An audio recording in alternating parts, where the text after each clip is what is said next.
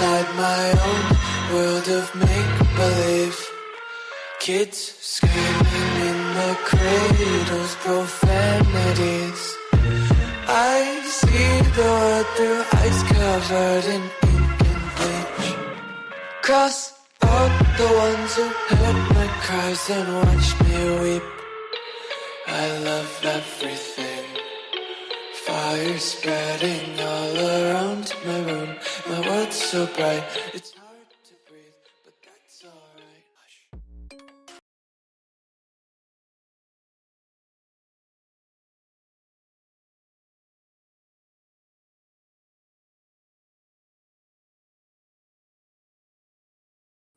Sorry about that, everybody. Sorry about the wait there.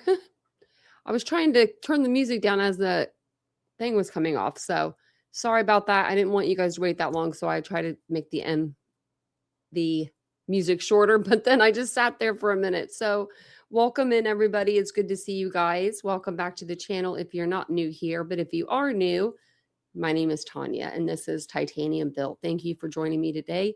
We cover true crime cases on this channel. We base it on facts, context, and thoughtful discussion. And if that's something that you're into, make sure you hit the subscribe button and all the buttons, hit the like, hit the subscribe, and we'll get into what we're going to talk about today. So let me get the channel membership really quick. I like to put that at the top. I meant to do that before the live started, but we'll do it now. We'll do it now. If you'd like to become a member of our wonderful channel, we are going to be doing lives. I'm trying to do them once a week for you guys. I'm going to at least try to get them in every other week, even if it's just me, not on camera. But I'm going to try to do more members only lives and then members only chats as well. So make sure you become a member. Hey, Ladybug, how you doing? I saw PKC was in here and Lee's in here. Welcome in. Laura. Hey, Laura. Hey, Tracy. Good to see you. I don't think I saw you yesterday, I feel like. Hey, Jet Set. Welcome in. I did put out a lot of content yesterday, though, or the last couple of days, I feel like. So if you're looking for content, it's there. It's there. We are working on a couple cases. I wanted to just let you guys know before we start with Idaho 4 that the Tempe case that we're covering, Monique and her husband, Spencer, I've been digging in just for it only took me 10 minutes of digging, but I found some records of, I think the divorce stuff and all of the stuff. And they were married actually. Spencer and his wife, Monica, were married on October the 13th, 2020. So now we know. Hey, Donald, welcome in. So let me pull up the stuff here for us, which I have a bunch of stuff. I think we're starting with this one. Yep, we are. Okay, so we have some stuff to go through. We're still going through all of the documents for Idaho. There's a ton. I'm going to look really quick. We got 1, 2, 3, 4, 5, 6, 7. We got 20 to go through or more. We've got a lot. But they are worth going through because I noticed that some things are people are putting on Twitter, they're just taking some of the stuff out of the reports. It means something. So I like to read through all of them. And I know that you guys don't mind me reading through them because you want to know all the context as well, right? We've only been covering this case for how long has it been? Over 3 years. We might as well do it right, So let me get my glasses on. Hopefully they're not too bad. They've been sitting just kind of on the desk there. They're good. So the first one that we're going to talk about today is going to be this is going to be the state's S8 rebuttal, and it's going to be from FBI agent Hilly. I don't know if it's Hilly or Hill, but I think it's Hilly. That's what we're going to call them. And this report is 23 pages long, but you can see it's not every page isn't full. So this is going to be from the FBI, and this is from February 2nd, 2023. So a few months after the murders, a couple months after Brian Koberger was arrested. Sorry. So on December 24th, 2022, Special Agent Hilly responded to Albertsons located at 400 Bridge Street, Clarkston, Washington, to collect video surveillance. And we all know, we've seen it now. That's where Brian Koberger went the day after, or the day of the murders, the afternoon after he committed these crimes. He went to Albertsons to pick up some stuff that he needed. Just, going about his regular scheduled broadcasting. Upon arrival, he was given access to the video surveillance system and collected footage from the exterior cameras as well as the entrance exit cameras for the time period of November 13th, 2022, between 12 p.m. and 2 p.m. They knew when he was there, The video surveillance was copied onto a USB drive and was subsequently given to Detective Lawrence Mallory of the Moscow Police Department for evidentiary purposes. So it just has like the state's exhibit seal there, the file number, investigation on 12/24, working on Christmas Eve. Okay, they're doing it. He went in person, he says. Okay. So then the next page is, through the course of this investigation, investigators performed an extensive canvass of Moscow, Idaho, and the surrounding areas, to include Pullman, Washington, Clarkston, Washington, and Lewiston, Idaho, for video surveillance which may have been relevant to this investigation. The surveillance which was collected was reviewed by Special Agent Hilly in conjunction with other investigative leads in an attempt to identify and locate a suspect and/or suspect vehicle. How do we? People are mean to Brian for no reason. Is that what I saw? That's all. Sup, it's Vincent. Yeah, that's not Vincent. That's rapper or somebody. No one's being mean to him, actually. I mean, I could be mean to him. I could say a lot of mean things, but I haven't. Okay. Sup, it's Vincent. They can stay. They're just a troll. So through this surveillance review and a review of other investigative leads, a suspect vehicle identified as a 2011 to 2016 white Hyundai Elantra, hereafter referred to as Vehicle 1. Additionally, a subject was identified as Brian Koberger. I like how they capitalize his whole last name. The following is intended to be a summary of the collected surveillance footage highlighting pertinent sightings which appear to show vehicles matching the description of Vehicle 1 or sightings of individuals matching the description of Koberger on November 13th, 2023. So they had him everywhere, okay? The below noted camera locations were checked for their timestamp accuracy as compared to actual current time.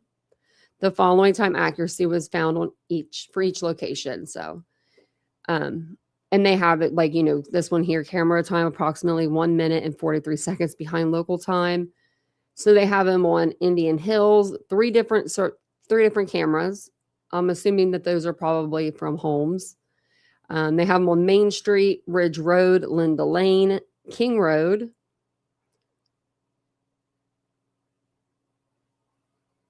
And that's just their surveillance review. Okay.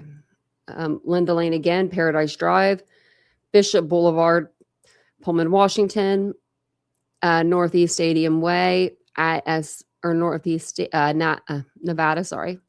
Northeast Stadium Way at Grimes, Stadium Way at Cougar, 5th Street, Clarkston, Port Drive, Clarkston, Bridge Street, Clarkston. They got them in Pullman. The following is intended as a summary of the collected surveillance footage and is not intended to be an all-encompassing report on the entirety of the collected video. Okay. It says, agent note, for a visual representation of the sightings listed below, maps have been provided as reference documents. For the Indian Hills addresses below, please refer to map 1. For the remainder of the addresses in Moscow, Idaho, please refer to map 2. Digital copies will be attached. Okay. So then, maybe they have the time, 3:26 a.m., Indian Hills Drive.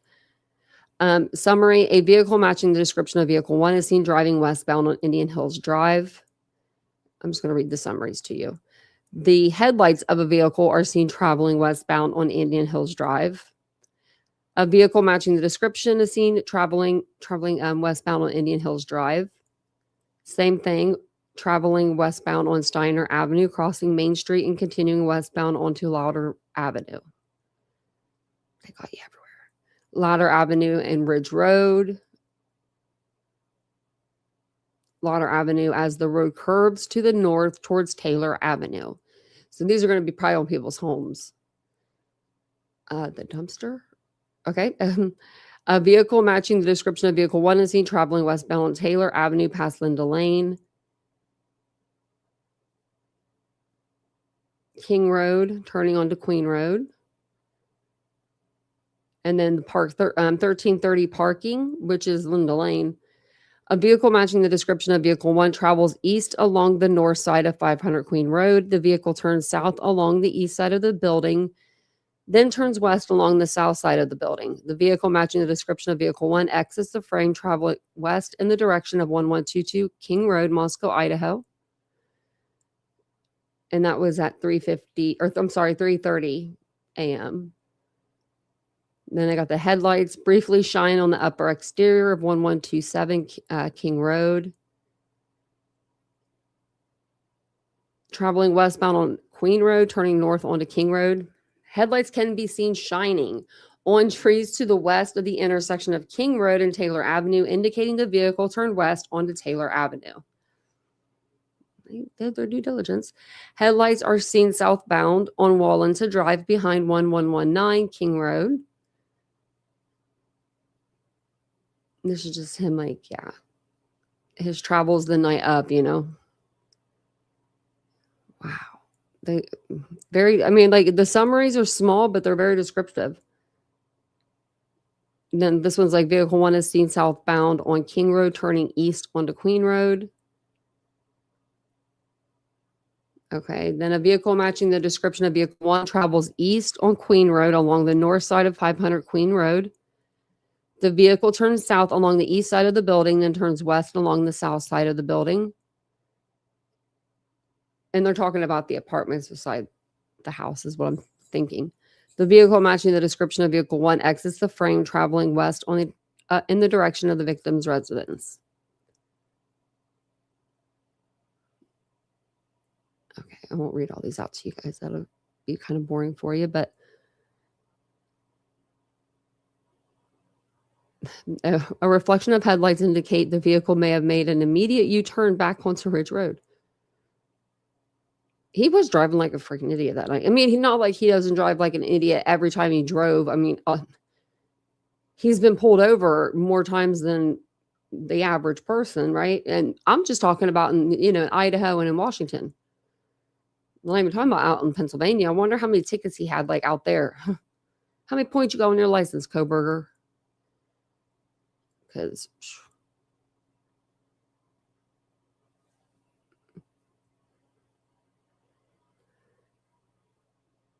I'm just reading these, make sure we're not missing anything, but we're not.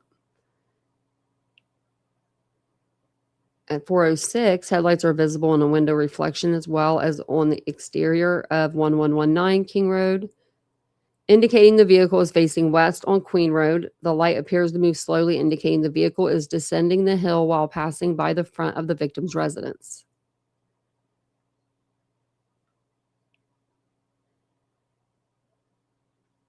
A vehicle matching the description of vehicle 1 travels west on Queen Road, performs a U-turn at the intersection with King Road, then travels east on Queen Road.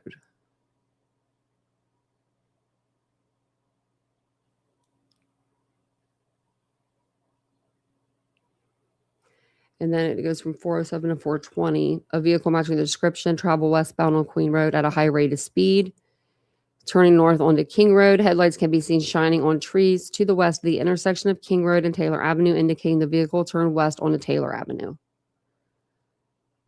And that's when he was flying out of there. Welcome in, everybody.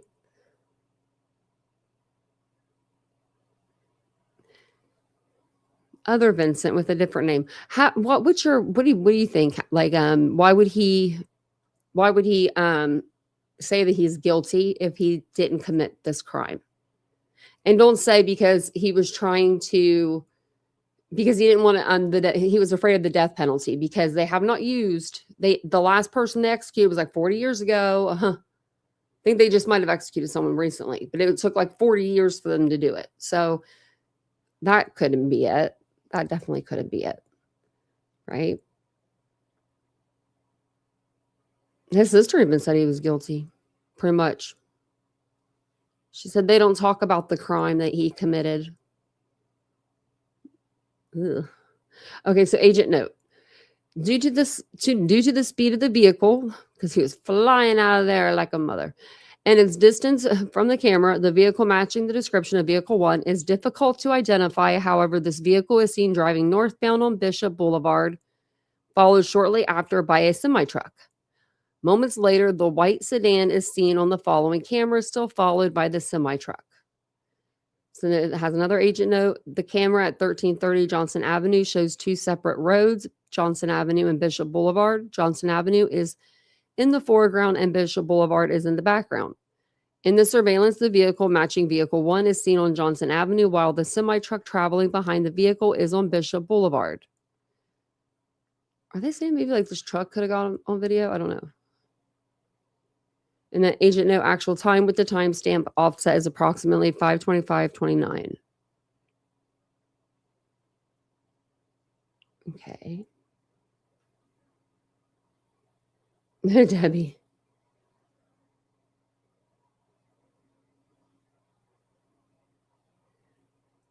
I don't hate his guts. Well, no, I do have a little hate for him. Yeah, I do. You know, when you take away, like, I mean, he was nothing. Like, let's just like get that. Like, you know what I mean? Like, he wasn't shit. He wasn't good at being a TA. He wasn't good at being a criminologist. He wasn't good at getting a job. He wasn't good at driving. He wasn't good at getting a girl. He wasn't good at making friends. He wasn't good at anything. But then you got Kaylee, Maddie, Zan, and Ethan that were good at everything that they did. You know, I would hate me too if I was one of them. Because they were perfect compared to him. I'm sorry, but like the stuff that they was doing is nothing like what Brian Koberger is doing. So then we got sightings in Clarkston, Washington. An individual matching, so this is at Costco. It says entry roll up. I don't know. I mean, he's like, he rolled, like, I don't know. It's just kind of funny. But an individual matching the description of Kohlberger enters the main entrance to Costco. The individual appears to approach the front door from the northeast portion of the parking lot.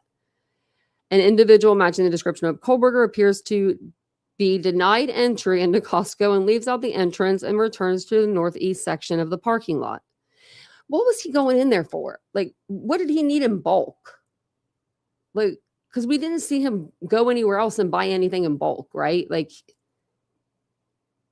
oh man, can you imagine the person working at Costco? You know, she saw that video. So then Costco gas hut, a vehicle matching the description of vehicle 1 is seen traveling westbound through the Costco parking lot. And then a vehicle matching the description of vehicle 1 merges onto 5th Street northbound and immediately turns onto Port Drive towards Walmart. And then that's when he goes through the Kate's Cup of Joe drive-through. But it was like the wrong lane. And then he performs a U-turn into the U.S. Chef store parking lot, and they have a security camera there.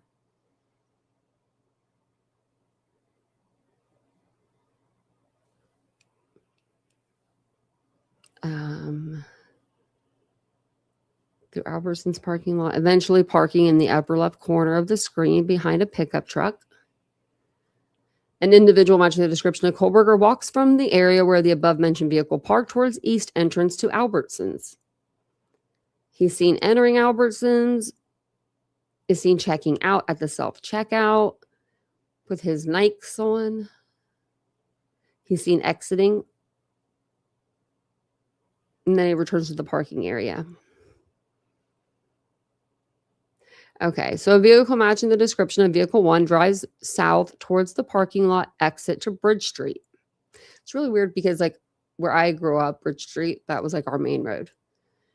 Through the course of this video review, clips showing vehicles matching the description of vehicle 1 which were seen on the WSU surveillance cameras located along Stadium Way in Pullman, Washington, were collected from the live camera system by S.A. Hilly. These clips were turned over to the Moscow Police Department for storage. Okay. Then there's an agent note. Surveillance review on the WSU camera system was conducted using a live view system. Due to the functionality of the system, only small clips were able to be extracted and maintained. That's dumb. I'm sorry, but if you have those kind of cameras on your school property, you should be able to download hours and days worth at a time. Just saying. So S.A. Hilly reviewed the WSU cameras between approximately 2 a.m. and 6 a.m. on November 13th, 2022, and collected clips which showed vehicles matching the description of Vehicle 1. These sightings are noted above. No other sightings of vehicles matching the description were observed.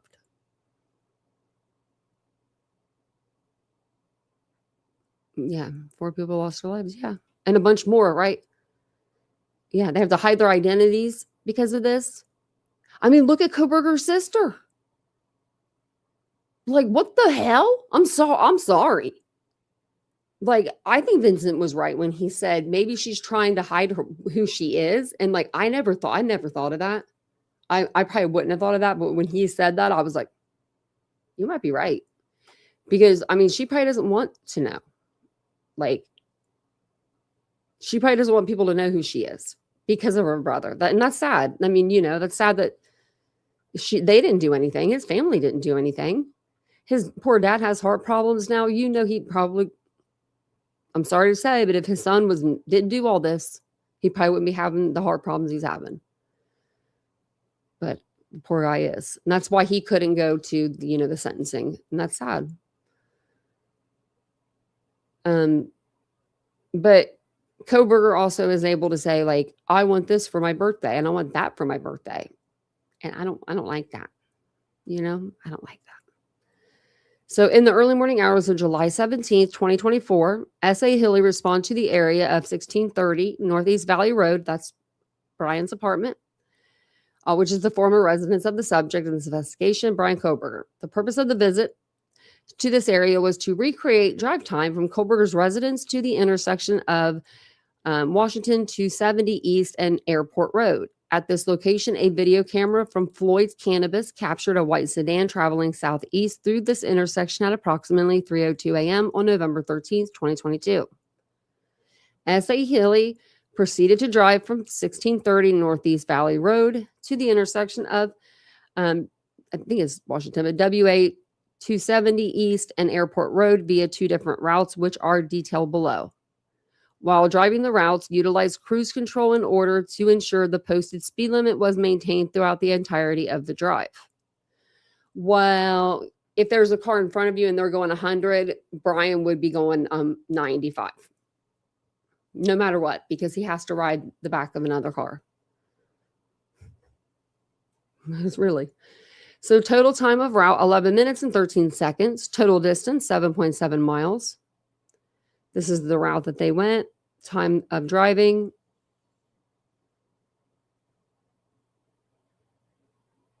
Okay. 11 minutes, 6 seconds on the second route.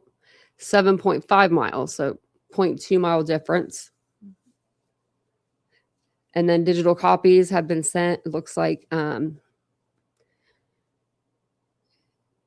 it says they'll be sent with a map, will be attached to 1A section of the case file.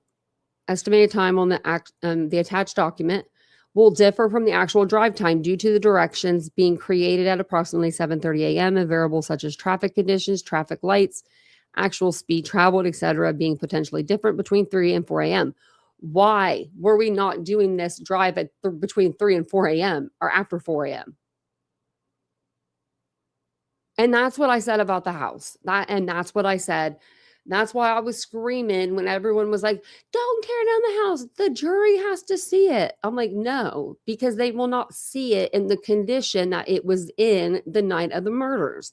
And now they're doing this where they're driving this car. They're like, oh, we'll wake up at 7 a.m. and do it, before work. We're not doing it. No, you do it between 3 and 4. The same time that it doesn't matter who's, what case this is, you do it at the same time if you want to be right. If you want when I was in school for criminology myself, we would have done it the same time. No, they didn't teach me this in school. 7:30 a.m. I'm sorry. So 7:30 a.m. compared to, between 3 and 4. This is the FBI. You guys get paid enough to freaking wake up and do an actual credible test. Because 7:30 people are going to work. Hey, chocolate dip strawberries. I love that name.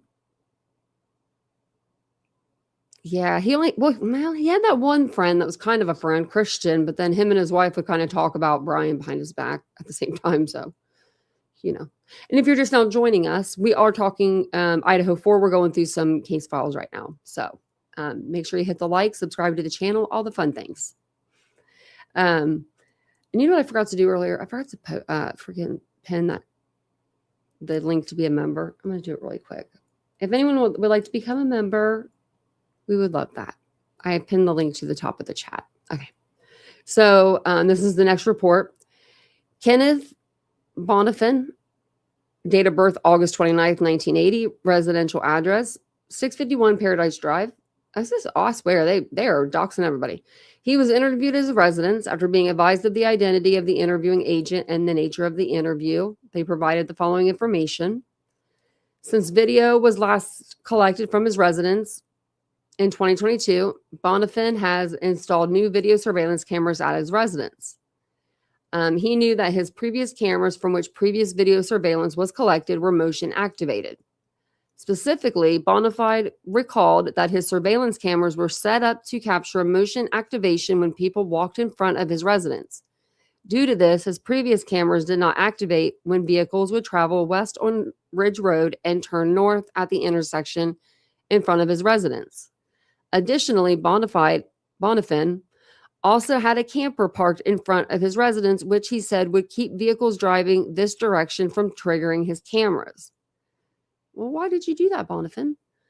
Bonifin also advised that due to the sensitivity settings on the motion activation of his cameras, they would oftentimes not trigger when vehicles would travel south on Ridge Road down the hill before they would turn eastbound on Ridge Road. These cameras would generally only activate at night when the vehicle's headlights would shine on the camper he had parked in front of his house in front of his camera. I guess, okay, that would do it. Prior to ending the interview at Bonifin, he reiterated that his cameras did not capture motion on vehicles traveling west on Ridge Road when they would turn north at the intersection in front of his residence. Okay, thanks for letting us know. So this is, on September 19th, 2024, S.A. Hilly was able to log into the surveillance system for 1320 and 1330 Linda Lane, Moscow, Idaho. The property manager, Kane, had previously provided the following login information access to surveillance systems. And look at this. I mean, we've got it all. They didn't redact anything. The previously provided login credentials were still active, and S.A. Hilly was able to log into the system. Once in the system, S.A. Hilly noted the camera system only retains its footage for 30 days. Thus, there was only surveillance footage available back to November 19th, 2024. Due to this surveillance retention period, there is currently no access to surveillance footage from November 2022. What? We all saw it. What do you mean? Hold on a sec. December 19th, 2020. You can get on anybody's page, FBI. We've all played it. Some people played the whole 15 hours of it. I played 1 hour. You got 1 hour of the Linda Lane footage out of me. But yeah, I mean, I don't get that. Okay. So then S.A. Hilly reviewed the surveillance footage previously identified in serial 358 in order to determine which, if any, video clips showed whether or not the suspect vehicle, identified as a 2011 to 2016 white Hyundai Elantra, was displaying a front license plate. In reviewing the surveillance footage, S.A. Hilly located the following video clips which showed a clear view of the front bumper of Vehicle 1 and in doing so showed that there did not appear to be a front license plate attached to the vehicle. The below noted camera locations were checked for their timestamp accuracy as compared to actual current time. The following time accuracy was found for each location. So, okay. The following is intended as a summary of the collected surveillance footage and is not intended to be an all-encompassing report on the entirety of the collected video. The purpose of this summary was only to identify whether or not the video clip showed vehicle one appropriately to identify whether or not the vehicle had a front license plate attached or not. Okay. For a full summary of surveillance sightings of vehicle one, please refer to serial 358. Okay. And then we've got channel 7 camera timestamp. I don't know. Vehicle matching the description. That's Steiner Avenue crossing Main Street, continuing westbound onto Louder. This vehicle does not appear to have a front license plate. And then they're going to say it here too. So, yep. Nope. No front license plate. Does not have a front license plate. Nope. No front license plate. I mean, that was kind of like smart of him in a way. You know, I mean, his birthday was coming up. Like, I mean, because see, like, okay, so he moves there in the summer, like beginning of the summer, and his birthday is in November. But I believe when I read about it, it was 30 days. So when you're in Washington, you have 30 days to switch over your driver's license and your plates to your car because that's their requirements, right? So he didn't do that when he was there all summer, fall, into November. Then he does it after the murders. That like I don't know, those things just not real, like I don't know, not real smart. Not real smart. Now, what if he could have kept his, I don't know if you can, when you move to a different state, right? Maybe you guys will know. Maybe you guys have moved to a different state, right? If you move to a different state and you have to get new license plates, because let's say your state only required you to have one, but this new state requires you to have two. Okay. Let's just say that, for instance. Do you get to keep your old license plate, like your old one from like where you used to live? Because what I'm thinking is, if Brian would have played this out a little bit smarter, I guess, he could have went and got his 2 license plates and had them, but then only put on his 1 for Pennsylvania while he was driving around. I don't know.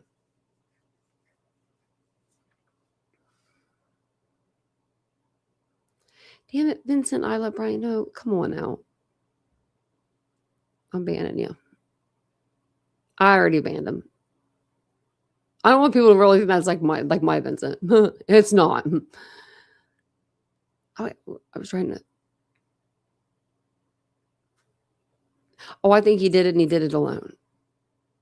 Yeah, his place expired, in November. So what I'm saying is, right, like, if he had his, okay, so I'm just saying, like, if he had, like, if he could keep his, like, license plates from Pennsylvania, I don't know. I'm just thinking in my head, I'm always, like, thinking, like, why do people do the things they do? And then I feel like I need to answer it. and sometimes there's just not an answer for it. Right, Tiff? Oh, I was trying to get your comment. Nobody is perfect, but the divine. Anyone that feels otherwise either has mommy/daddy issues or are biased at the ones that are not one of us. They got the wrong guy. Steve knows. I think they got the right guy. Vincent, you're being a troll. Yeah, that's my boyfriend's name is Vincent. That's why they're saying it's Vincent. Thank you, Sarah, for becoming a member. Thank you so much. I appreciate that. So the next one we're going to get into,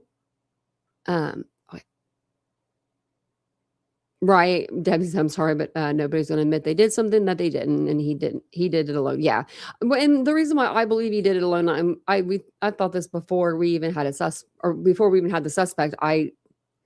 You would have to. Okay, there was no DNA left behind hardly in this case, right? Like, I mean, like hardly, but the sheath, right? I think that if there was 2 perps in there, they would have had to have been on, like, the same level of, like, wanting to get shit done. You know what I mean? Like, their killings, like, style and all of that, like, they'd have to I don't know. I just feel like one person would be holding the other person. I don't know. I could just see it being a mess if there was more than one person doing this. Like, I don't know how to explain it very well, but really so yeah, I don't know if Vince got to keep his one from California. I think he did. He had to change his over. Hey, Joe Mom. Also, his car did not have fog lights. They were factory inserts.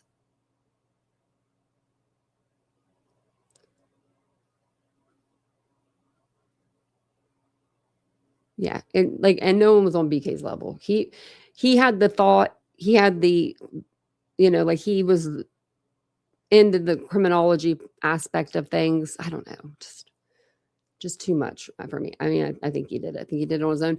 There would be nothing in this world that would make me say that I killed 4 people. Shoot me with the firing squad. I didn't do it. That's what I would be saying. I didn't do it. I didn't do it. I wouldn't be just sitting there like in my seat.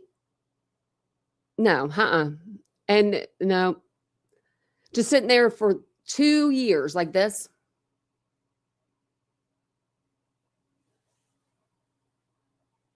Not a word. Not a word. Not a word. No, not me. If that was me, the first time I would throw myself at the mercy of the court. Judge Marshall would have been like, what is wrong with this person? I'd have been like, please, I didn't do it. I didn't do it. Really?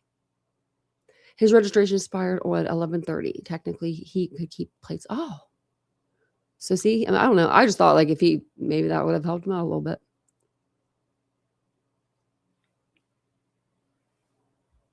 I think he was just ready. Amy, you're right. Yes. He was just, I think he just had everything planned. Just kind of like, I'm surprised we didn't see it. And it's probably because Brian's more tech savvy than like most, but than like Rex Huerman is who I'm referring to. Because Rex had his little kill sheet, right? Like his things he needed to bring, his things that messed him up in his last crime scene, things that like his getting ready kill kit. So no one shot Kaylee. That'd be crazy. Hey, Nate. Well, and good to see everybody. Okay. So this is it was just in the files. So I figured I'd go over it with you, but I don't know why they had like Sergeant Darren Gilbertson's like it looks like his resume or something. I guess that's kind of what it is. It's the State 7B exhibit. So this is what would have been shared in court. Maybe he was going to take the stand. I don't know, but it just says October 2019 to present. ISP Detective Sergeant. Isn't he the actual like chief now? I think so. Manage the daily operations. Okay, we need to go through this. We know what he did. Set policies, procedures to achieve defined goals. Okay. Oh, he was, if we go down here, it is like a resume. He was an ISP trooper from 2003 to 2012. And then 2012 to 2019, ISP detective. And now ISP detective sergeant.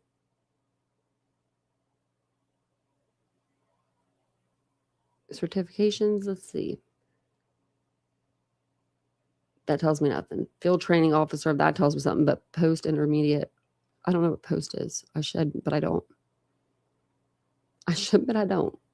I never wanted to be like, when I went to school for criminal justice and applied science, I never wanted to be like a cop. I always wanted to do things like in like forensics or work with DNA. And I don't know why I thought I wanted to do that, because I'm not good with tedious work. Look at these. Look at this. You've been a member for 29 months. Oopsie, that's a long time. You have been with me for a long time. You've been with me longer than that, I think. Or that's when I started YouTube. Hey, Nate. Hey, Nate. Thank you for being a member for 4 months. That's amazing. 4 months. So in 2 months, your arm will change, your little titanium arm. So, okay, let's read through this. State's response to defendant's motion to adopt voir dire procedure and objection to magic question. And when I was like looking or reading into this document, I wanted to let you guys just kind of know what the voir dire means. It's pretty much a it's a French legal question or French. I believe it's a French. Is it French? I believe so. I should know. It took 2 years of French, but it's basically to tell the truth, to speak the truth. And it refers to like when they're getting ready for trial and they're doing like jury prep and things like that. That's what they're saying. And they're seeing, if they're going back and forth, the lawyers are, with the jury, trying to see and pick a jury to see if they can find one that would unanimously, be able to come together. If that's what I'm trying to think of what I wanted to say. And making sure I got it right. Okay. Yeah, move like ninjas. Yeah. We actually had a guy on the channel. He used to come on this channel sometimes, and he literally said, what if he jumped from from a house to the balcony? And after that, I was like, oh, I can't even. I forget that. What was his name? Allegedly? Was that his name? Allegedly? I feel like that's what it was. Let me know if you remember him. Maybe Oopsie will. Titanversary. I think that's so cute.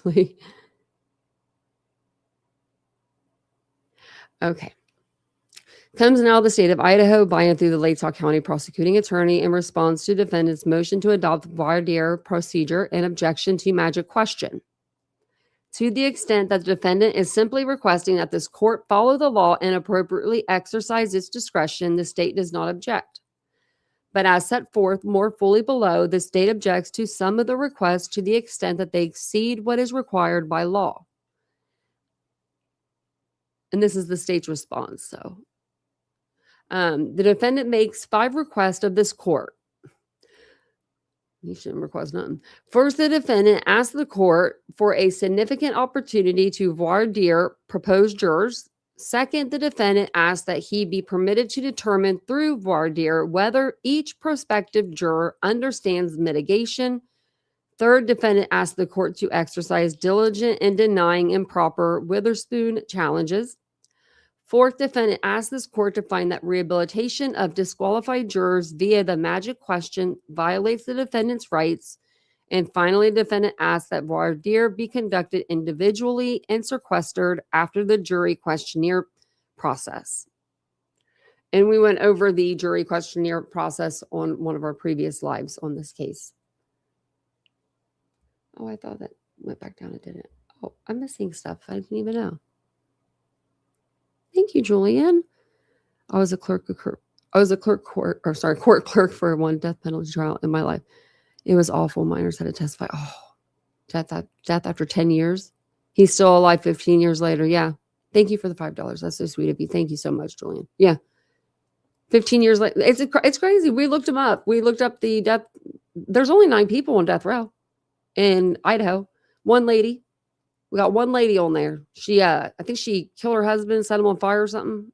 I forget exactly. I think I knew them all at one point. And thank you, Sarah.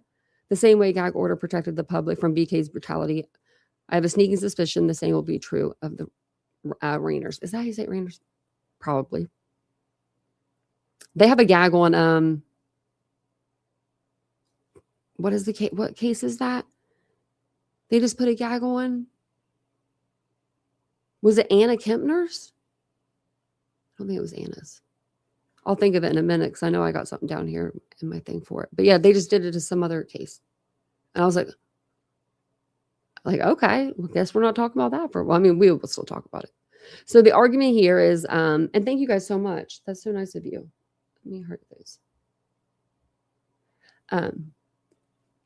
So the state does not object to the general proposition that defendant ought to be afforded adequate opportunity to voir dire proposed jurors. However, the state reserves the right to object to specific lines of inquiry that may arise.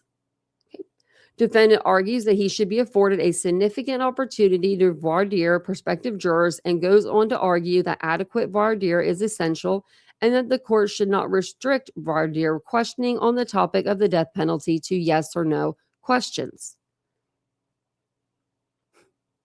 You can't change like the jury questionnaires like that. Sure you can, but where it's like, okay, give us an essay instead of a yes or a no. I don't know. The state takes no issue with the defendant's general argument that adequate voir dire is essential and that thorough questioning of prospective jurors ought to be afforded. Under well-settled precedent, defendants are entitled to question potential jurors about their ability to consider the death penalty as part of ensuring that an impartial jury can be seated. As to defendant's argument that the court should not restrict prospective jurors' answers to yes or no, the state also does not object. However, to the extent that defendant's request for significant voir dire goes beyond the requirements set forth in the case law, the state objects. In State v. Dunlap, okay, we won't read through that. So I swear every time I do those, it always gets me confused. Okay, the defendant argued. Okay, we don't need to read that. So, actually, let's just read through it because it's going to be long. So, in State v. Dunlap, a defendant appealed a trial judge's decision to only allow 5 minutes for individual voir dire for sentencing phase of a death penalty case. The defendant argued that 5-minute time limit violated his right to a fair and impartial jury. Of course.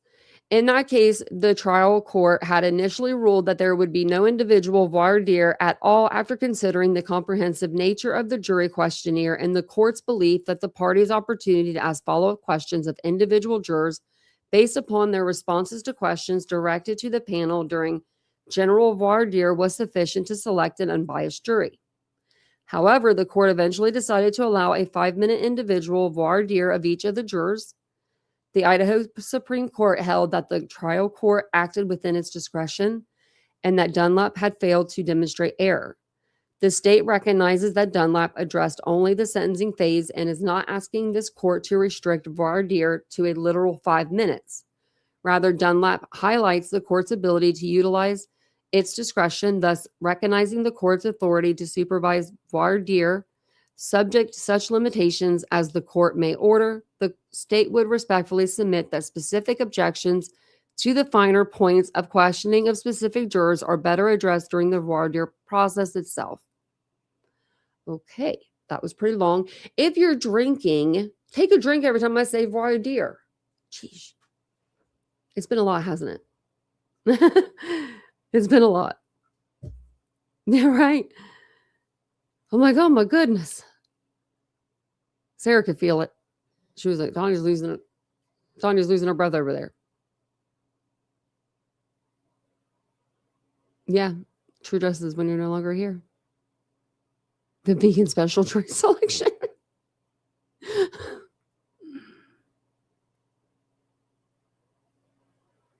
Yeah, it's Oopsie. Oopsie's been around forever. I love that. And I'm doing my lives earlier. Actually, I do them even earlier than this, so you'll be able to catch more. So the state does not object to mitigation being addressed in voir dire. Defendant argues that the defense must be permitted to determine through voir dire whether the prospective juror understand mitigation and ask the court to permit the defendant to examine the issue of mitigation in a meaningful way with prospective jurors. To the extent that the defendant is merely asking this court to follow established precedent, the state does not object, as the Idaho Supreme Court explained in Dunlap v. State.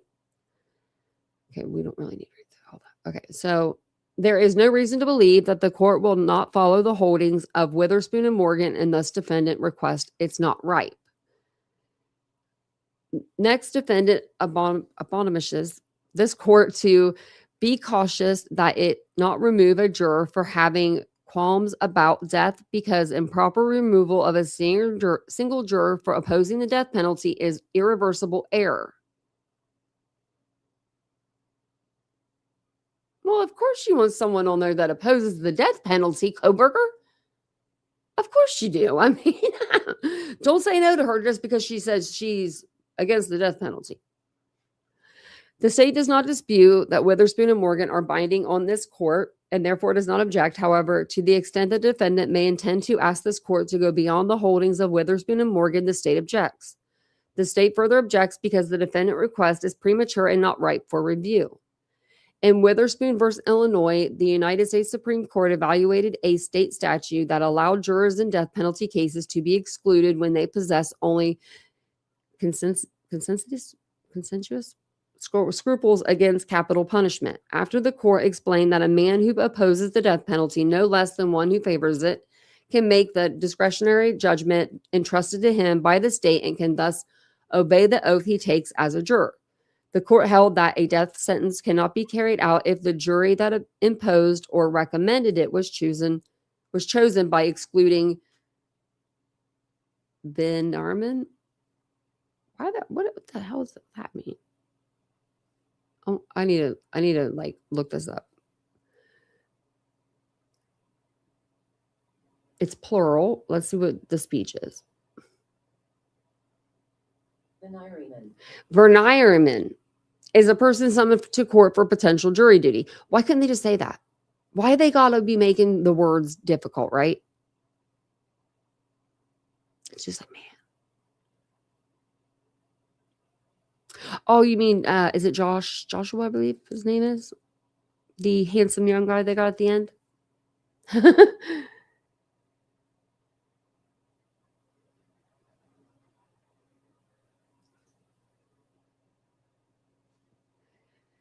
Okay. Where are we at? Do we read through that? Okay. In Morgan v. Illinois, the Supreme Court examined the inverse of Witherspoon, whether a defendant is entitled to challenge for cause and have removed on the ground of bias a prospective juror who will automatically vote for the death penalty, irrespective of the facts or the trial court's instructions of law. Relying on a court's holding in Ross v. Oklahoma, the court concluded that a juror who will automatically vote for the death penalty in every case will fail in good faith to consider the evidence of aggravating and mitigating circumstances as the instructions require him to do. And that therefore, based upon the requirement of impartiality embodied in the Due Process Clause of the 14th Amendment, a capital defendant may challenge for cause any prospective juror who maintains such views. In order to determine whether a prospective juror may be excluded based on his or her views on capital punishment, the standard is whether the juror's views would prevent or substantially impair the performance of his duties as a juror in accordance with his instructions and his oath. Well, you have to ask them like straight up. Can you be an adult? Can you come in here and be not, unbiased? Can you do that? Yes or no? So, I mean, it's an easy question. It's a yes or no question.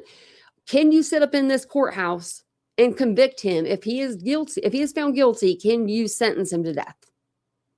If you find him guilty of the crimes that he is on trial for, can you sentence him to death? Yes or a no? If you're like Brian Koberger's mom and you don't believe in the death penalty, I mean, there's a lot of people that don't. Not saying I do. I'm just saying there's a lot of people that don't. You're allowed to say that you don't. You're allowed. I'm sorry I had to take a drink after that. If I say voir dire one more time, I don't know.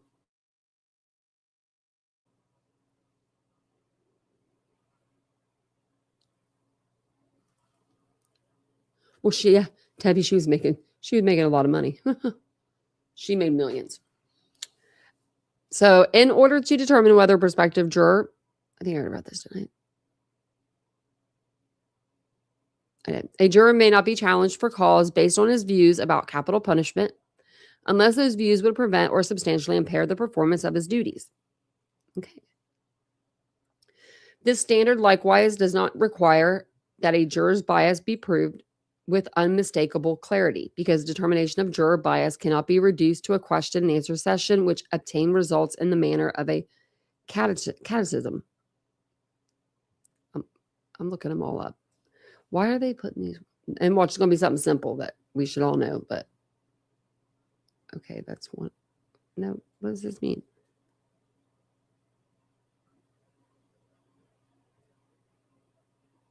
It doesn't even come up. A summary of or exposition of doctrine. This is bringing up the Christian, like this is talking about Christianity. I don't know. The court recognized that there will be situations where the trial judge is left with the definite impression that a prospective juror will be unable to faithfully and impartially apply the law. This is why deference must be paid to the trial judge who sees and hears the juror. The defendant's request that the court be cautious in applying Witherspoon and Morgan's cases is not just premature, it's presumptuous. The court has discretion to make real-time determinations about whether or not prospective jurors can fairly and impartially follow the law, and there is no reason to believe that the court will not properly follow binding precedent in doing so. Thus, this matter is not ripe for adjudication. Thank you for gifting a membership, Nate. I don't even got it. We'll have to see. It didn't pop up on my side. Thank you so much. So number 4, courts have long upheld the use of the word magic question in voir dire. Defendant's magic question argument that it is improper to rehabilitate jurors by asking them if they can set aside their bias and decide the case solely on the evidence and instructions of law flies in the face of long-established precedent. No, it should work. As the Idaho Supreme Court explained in Dunlap v. State, a juror may be rehabilitated in voir dire, and the trial judge has discretion to determine whether the juror's views would prevent or substantially impair his ability to perform his duty as an impartial juror. As explained in detail in the previous section, the court has the ability to evaluate the demeanor of the venire and the individuals who compass it, a factor of critical importance in assessing the attitude and qualifications of prospective or potential jurors. To the extent the defendant has concerns about individual jurors, he should address them during voir dire, and allow the court to determine whether exclusions or additional follow-up is appropriate. The state does not object to the use of individual voir dire during the jury selection process. The state agrees with the premise of the defendant's argument that we must ask prospective jurors to be vulnerably honest, particularly where it comes to bias and to views on the death penalty. In light of this fact, the state does not object to the defendant's suggestion that if any aspect of voir dire is completed in a panel setting, that there be a process to address issues of the bias outside the presence of other jurors. As to the extent of questioning allowed, the state will respectfully defer to the wisdom of the court, recognizing the Idaho appellate courts have upheld a court's ability to put reasonable time limits on voir dire. As outlined above, the state has no objection to the court following binding precedent. However, to the extent that the defendant seeks to go beyond that, the state will likely object during voir dire proceedings. I think, is that it? Okay. Let's go back and see what the next one is. We did those questionnaires. State's exhibit. Wow, I think these are long. Oh, wait, this one's not. Okay. We'll do this one. We're at 58 minutes. Oh, that's it. Okay, we can do another one. I'm like, we're only at 58 minutes. Dang. Okay. I only pulled up three of the files because I thought we'd only get through 3. Did we do this one? We might have done this one. Let me see. I have it. Except for like the first one we did, I forgot to write that one down. We did the jury questionnaire, Mallory statements. I think we did this one. Like, because didn't we see the K-bar stuff? Yeah, we saw this. Okay, let's see. I think we did anyway.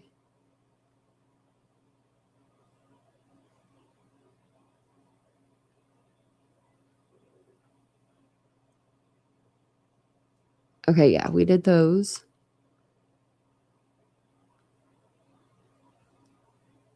I think some of these we didn't do because, like this one. Okay, geez Louise.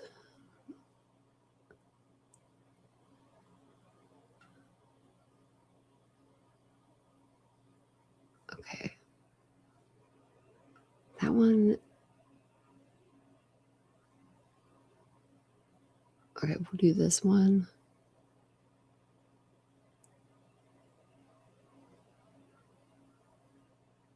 Some of these are like long, like 100 pages or more.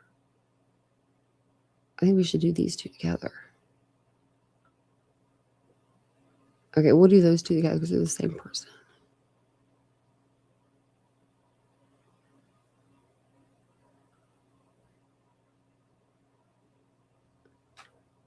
Okay, which is the one? I don't know what this is, but we'll go through this one. So this is from the date of the offense. This is 11/13, but the date evidence accepted was 12/23. Has the victims' names there. And then this is the Ziploc bag with trace of blue powder, and it was amphetamine, which, if you guys don't know, that's Adderall. Now, normally, it says something with this. Let me see. Like, I'm wondering why they didn't put the full name.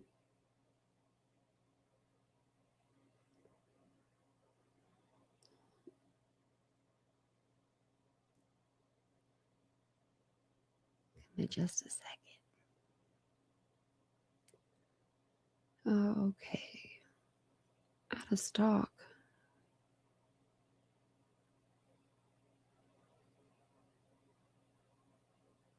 Oh, no, a second. Sorry. Never get that. I'm trying to find something.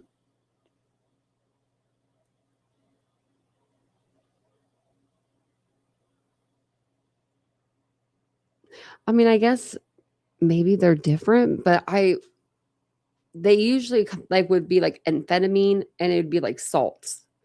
If it was like an instant release, that's what it would say. If it was like an extended release of an Adderall, it'd be like amphetamine salts ER. That's extended, release. So I'm assuming, I don't know how many milligrams it is. So the blue Adderall pills are available in 5 milligram, 7.5 milligram, and 10 milligram. So not very many milligrams. And then this is what it looks like. So if you ever see these, this is what this is. It's used for narcolepsy and ADHD.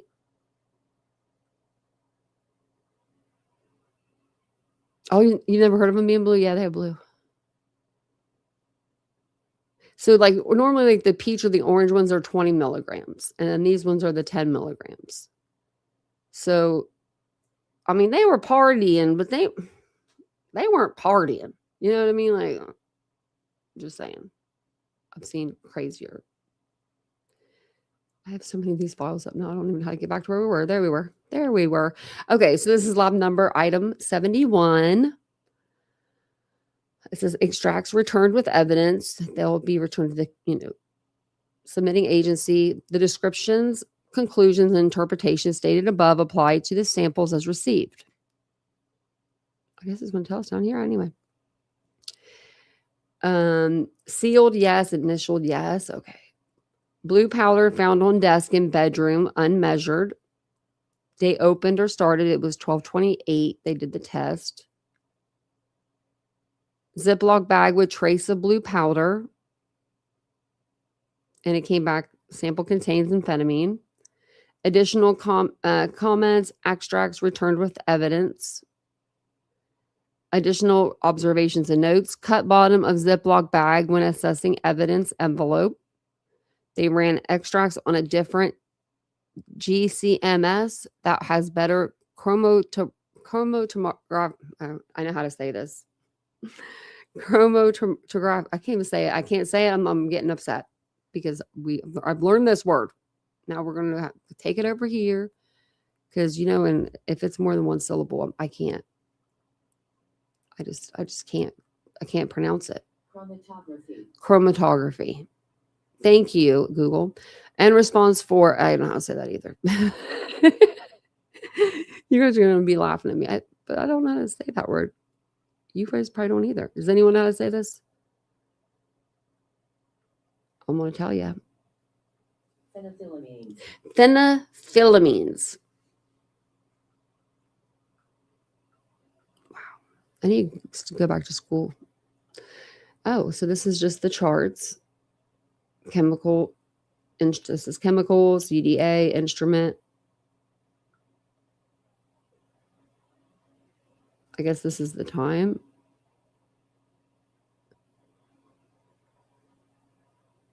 Okay.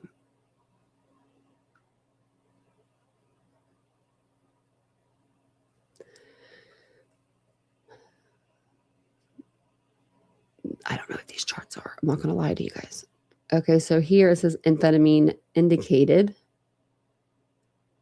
I guess if it, after this point, it gets to that point, they didn't really dumb it down for us, so.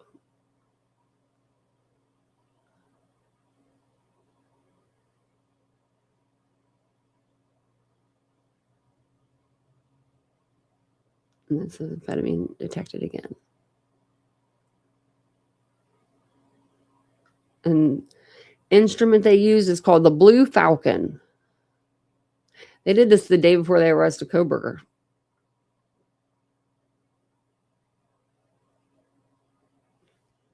I can't believe his sister said, we talked to him, but we don't talk to him about the case. So what do y'all talk about? Like, what would you talk about? Like, I mean, like, really? I mean, I can only imagine, okay, you're in prison, right? Let's just imagine that he's in prison now, like after trial, everything's over, right? No more, telling your parents, you didn't do this. This wasn't me. This was somebody else. This was the guy around the corner. Because, I mean, you're convicted. You said you did it. You pled guilty. What would be the next phone conversation? Like, I wonder, do his parents just not ever like say like anything bad to him or like confront him any because maybe they're afraid to? Maybe he has a little bit of a temper. I don't know. But I would be like, what the hell did you do? I mean, I would be cussing. I'd be screaming. My parents would be doing the same thing.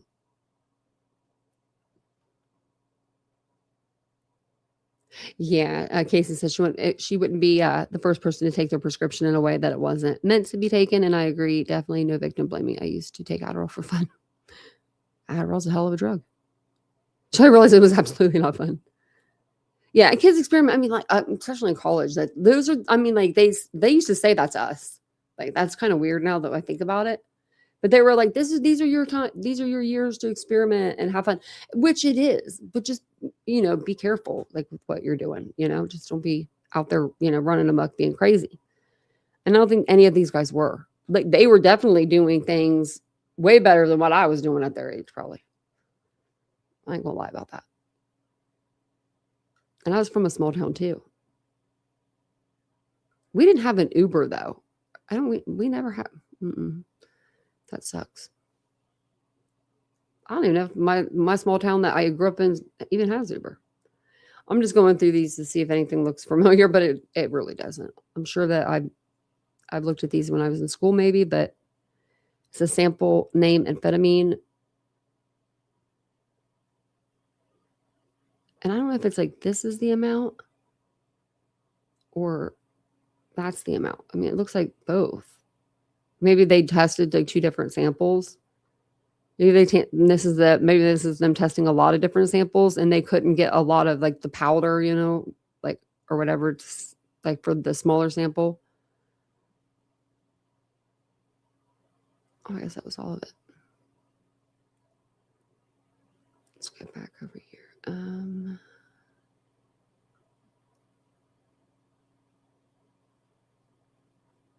What is the one that I have? I do have one that they unlisted and I still have it.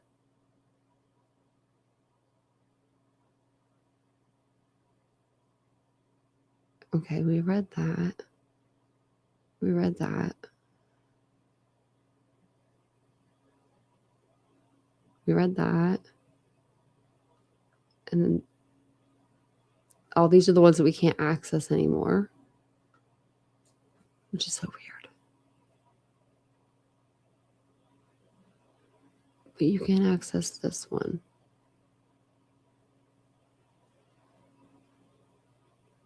That was one we just read.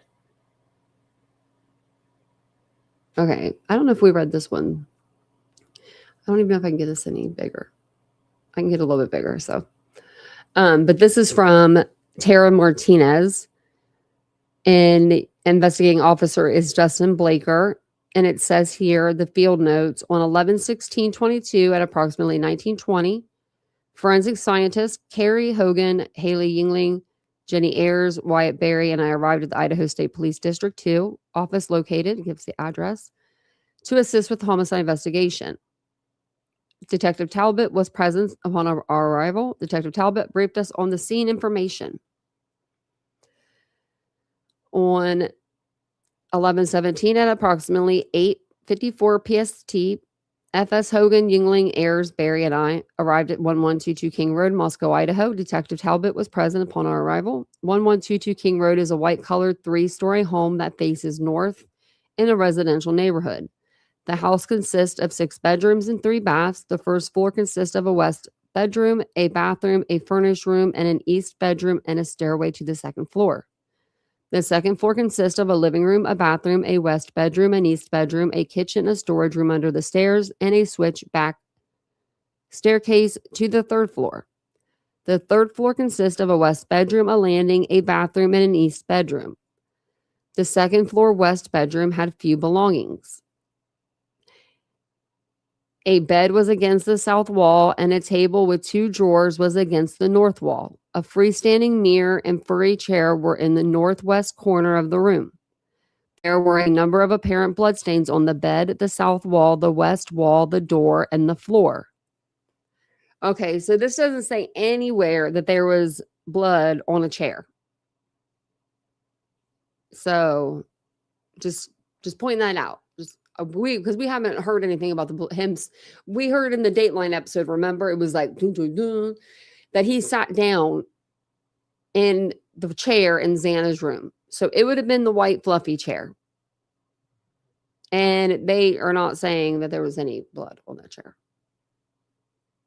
So we'll keep reading though.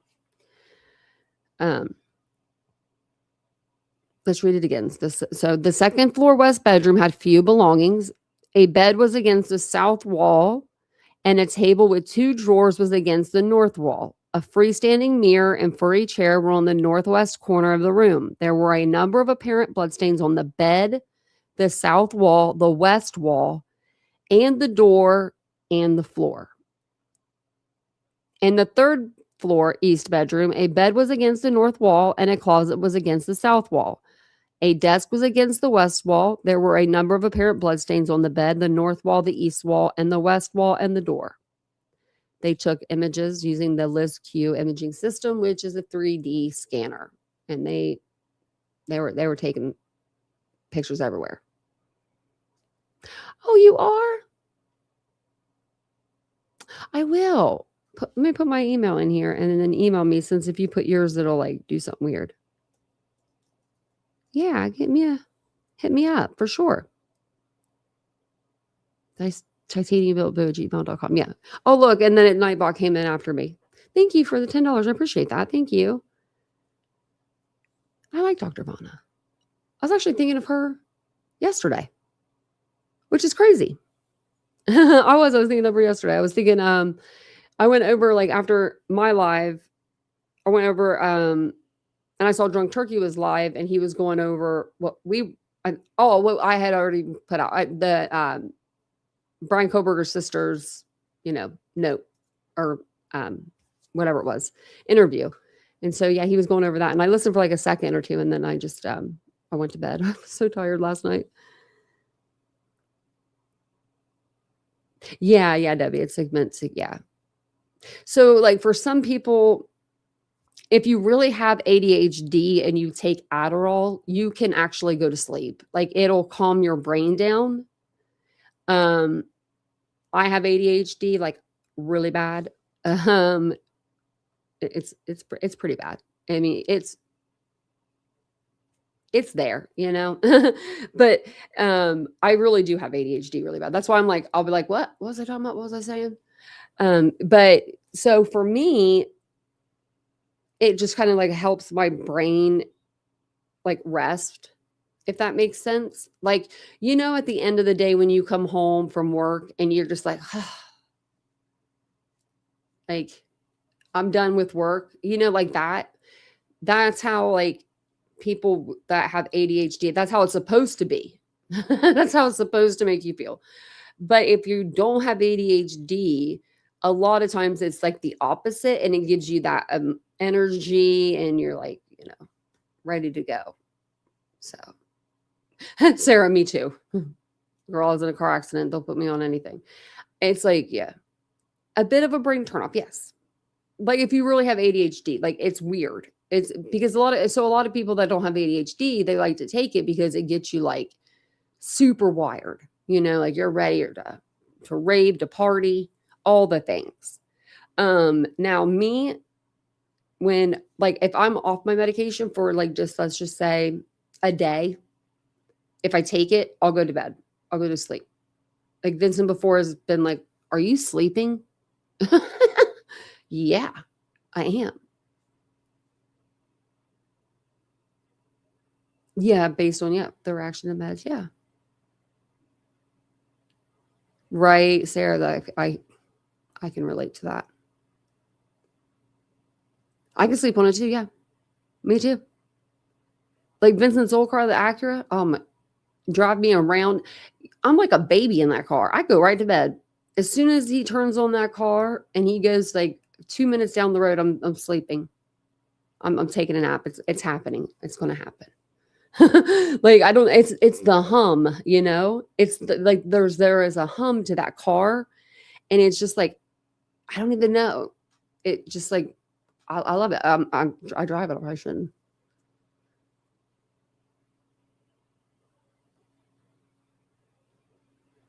Yeah, no, for people that don't have it though, no, it's like, I mean, it'll make you stay awake and like, and that's why a lot of college kids will take it because they have like, they'll take it because they have like a big test or they want to stay awake and they want to study for something or they want to go out and they want to party. I mean, some people do that for that reason, but it's a lot of like college kids, I feel like that try that. Like that's like the time I feel like that you would try it. Dr. Vaughn, who's rocking you to sleep.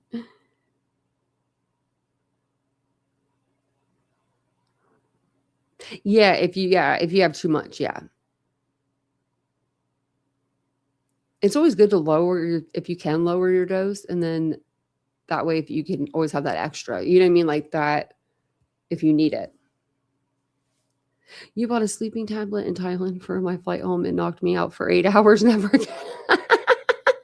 That's so funny. That would be me, Debbie. I take gummies before we get on any plane. Give me them. Let me go to sleep. Let me go to sleep. I don't mind planes. I don't really like the takeoff or the takeoff and then the coming down. I'm not a big fan. Plus, I have like ADHD and I cannot sit still.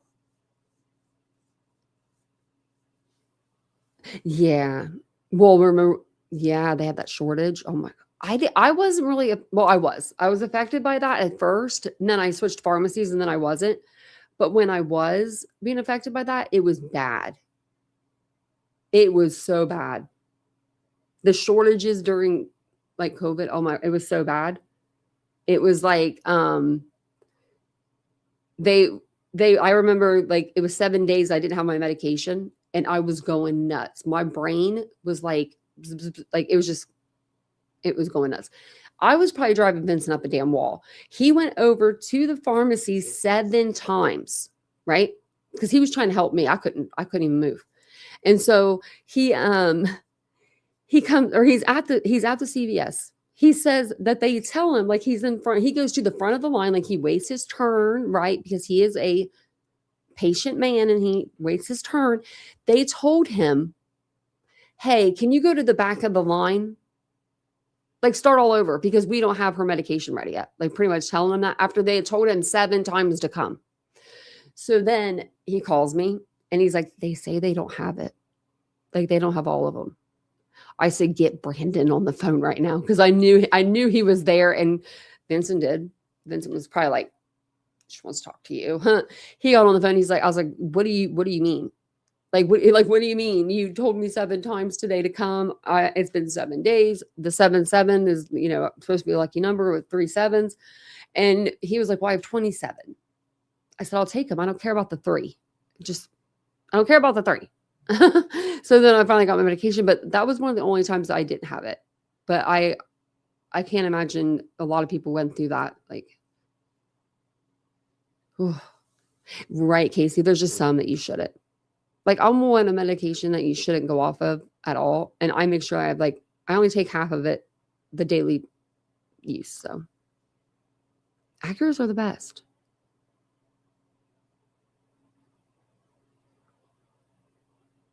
And thank you guys all for being here.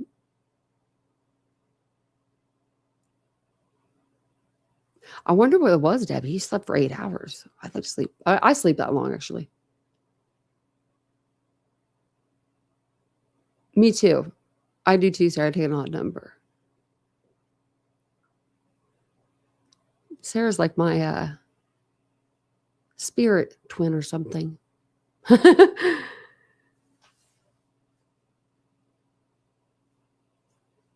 My pharmacy my new pharmacy does. He's something else. I mean, I need to put like the phone down when I go get my prescriptions today, if he's there, just so you can hear him. He'll be like, I'll see what I can do. I don't know if I can do it, but I could probably do it, and I'll do it for you, but we'll do it. It'll be fine. We'll do it. Like, he's just so like flamboyant, and like his hands are going and he's just all over the place, and I like him. Twin flames. I'll never take one again. Yeah, just take some gummies. Just take the gummies for the plane. I haven't been on a plane in a long time, though. I'd like to go somewhere. I haven't been anywhere in a long time. I'd like to go to California. That'd be nice. I would like for Vincent to go to California.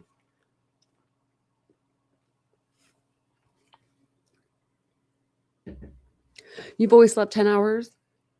I've been sleeping a lot more lately, which is good for me. I mean, but then I wake up super early. Like, I'm up at like 4 a.m. I'm like, what am I going to do? But then when I get off of here, I'm like, what am I going to do? Which there are some stuff I could do, but you're in Oregon. Oh, I bet it's pretty there.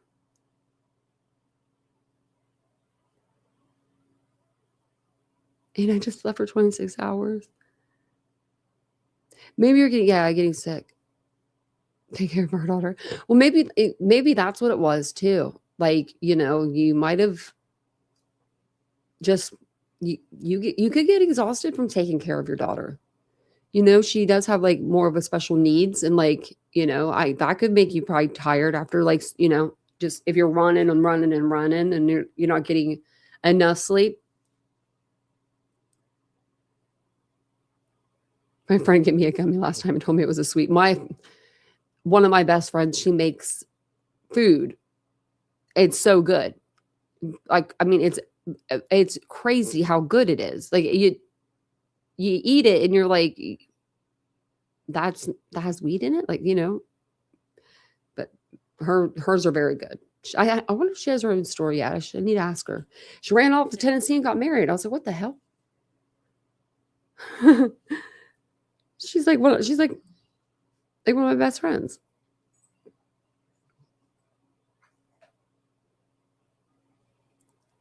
Did I see Mary Beth in here? Thank you, Mary Beth. Where are you at? Thank you. I appreciate that. I did my little heatless curls last night, so I got a lot of curls today, and I just took it down right before the live. I'm actually surprised I could sleep in that thing. I don't know where it went. I was going to show it to you. Oh, this one.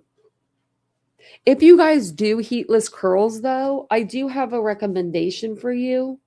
So these are both by Catch, that brand. I think it's called Catch. These ones that are like softer, like silky, those ones suck.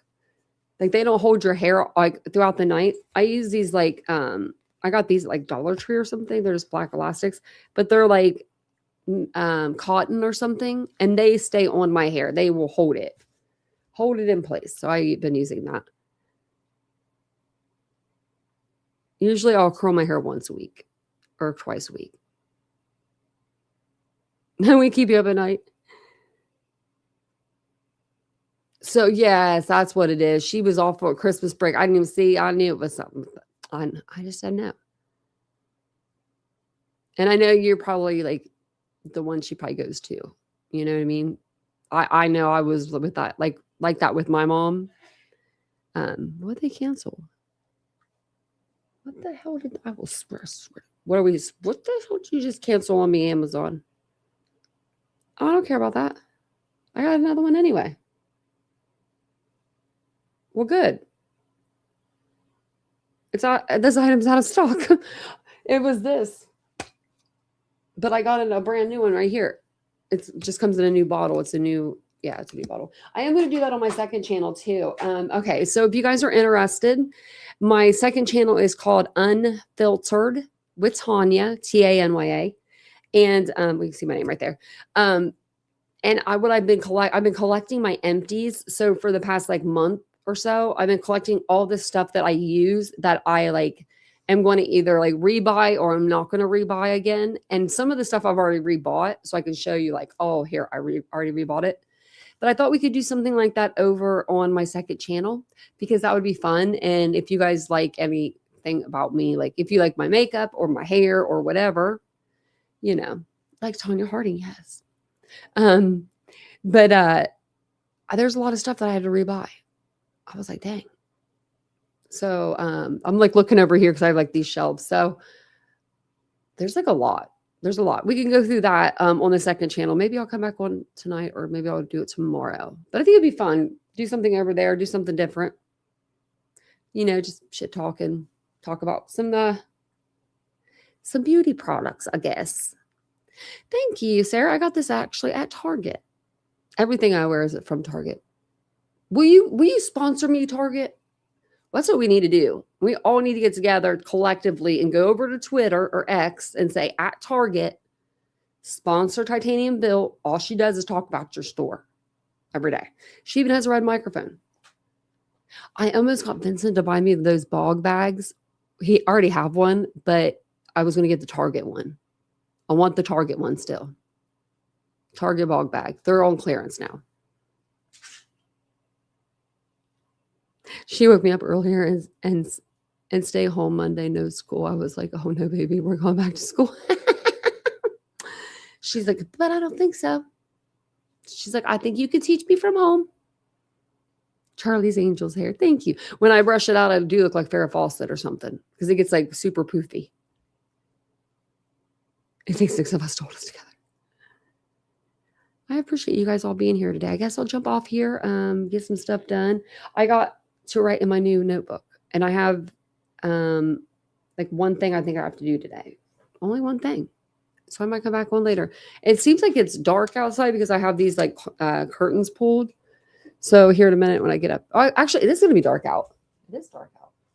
Fuck. I said fuck. It is dark out. My wardrobe is all Goodwill, keeping it classy in my closet. We have a Goodwill here. I've been in there a couple times. I want to go in there and shop with you guys actually and like just see what we can find. I think we could find like little trinkets or something for the house, which I don't really need anything. But I thought, what if actually I could buy little trinkets and then give them out as like giveaways or something. I thought about doing a giveaway like on my second channel with like beauty products in there. And they have these little Target little baskets. It looks like a basket like you would carry at the store. And I thought about putting everything in there and doing something like that. So be on the lookout. I know it is dark out already. I was like, what time is it? I was like, oh, it's 5:46. My friend bought me the Curly nutcrackers because I couldn't get them here. Can use them next year. Want to go to Christmas shopping over there 1 year. Love your decoration. Oh, I think she gets some homework. I'll have to look.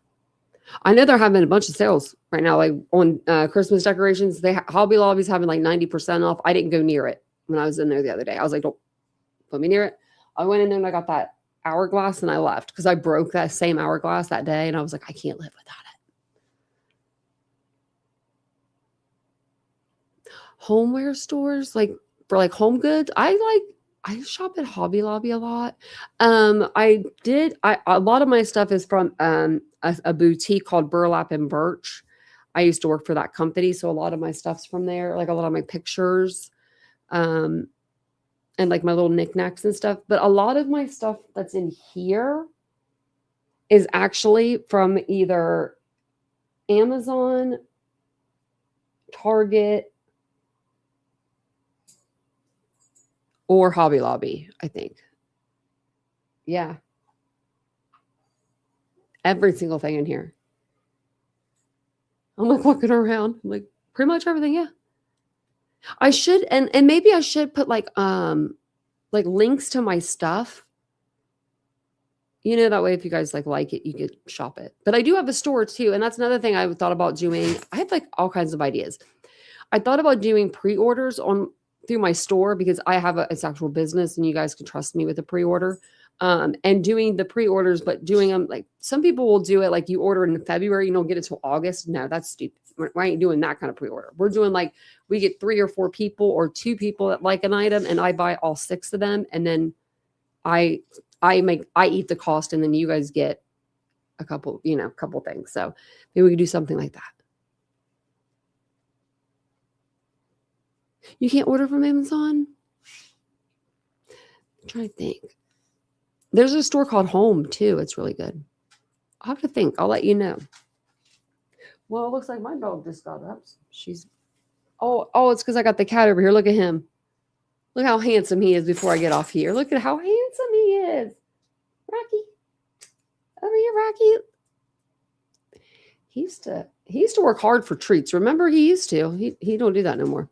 But that's Rocky. That's the cat. He's the best. But thank you guys for being here today. I appreciate it. I'll see you guys all later tonight or tomorrow on our live. Have a wonderful day. Tomorrow starts my journey, my diet journey. So keep me accountable. I will be putting probably a post. I'm going to try to post like a short video maybe every day on my second channel just to keep myself accountable. And if I post, then I know like I'll have to go to the gym. So thank you guys for being here. I will see you guys all tomorrow or tonight. Have a good night. Bye, guys.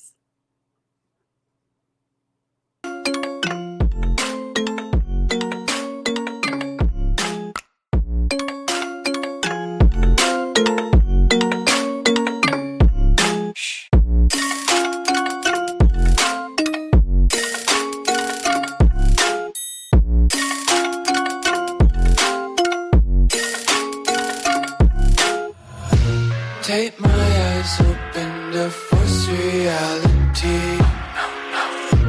Why can't you just let me eat my weight in glee?